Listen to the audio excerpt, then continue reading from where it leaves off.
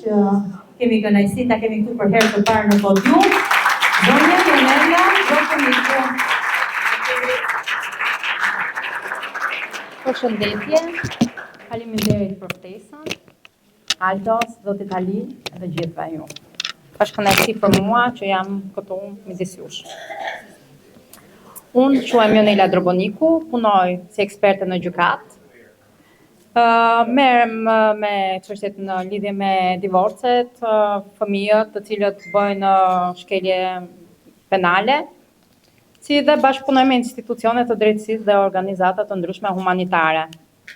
Sot, në 80 vjetorin e themelimit të Organizatës së Kombeve të Bashkuara, dalemi për të reflektuar mbi rrugëtimin e gjatë të njerëzimit, drejt paqes, dinjitetit dhe respektit për jetën njerëzore.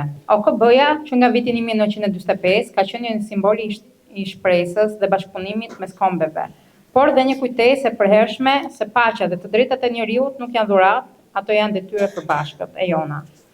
Si psikologe, pra sistemit të drejtësisë, çdo ditë përballem me histori të dhimbshme, me njerëz që kanë përjetuar trauma, dhunë, padrejtësi, dhe në shumë raste me refugjat që kanë humbur gjithçka, përveç dinjitetit të tyre njerëzor. Në sytë e tyre lexon frikë, por edhe forcë. Ata nuk kërkojnë mëshirë, por kuptim.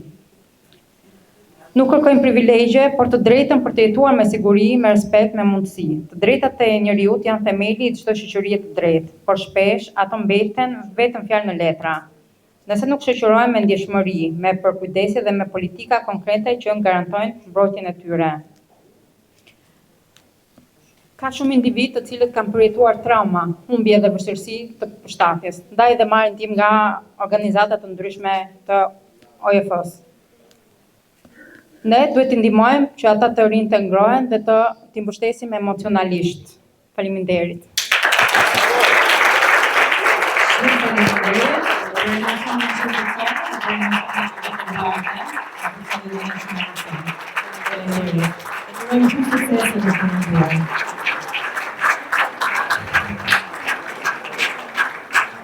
Tani përpara se dhe unë të shpall mbylljen e aktivitetit, do doja të bëja disa falënderime dhe unë. Atëherë, fillimisht dua të falenderoj të gjithë anëtarët iranian, të cilët unë i kam këtu përballë, si Reza Islami, Musa Damrozi, Ibrahim Murazi, Izar Rahimi, Reza Shakari. Dua të falenderoj anëtarën shqiptar, si Eltisa Bilon, Kiria Bazi. Dua të falenderoj në mënyrë të veçantë zotin Khalil Ansarian, një njeri i shkëlqyer, shumë punëtor, një njeri që punon ditë natë për gatuar përpara të gjithë shoqatën tonë me gjatë vela. Dua të falenderoj zotin Mehdi Sulejmani, një njeri i mrekullueshëm, familjar, të gjithë ne njerëz familjar. Kam një falenderim të veçantë për Aldo Sullolari për një punë të kaloi që do të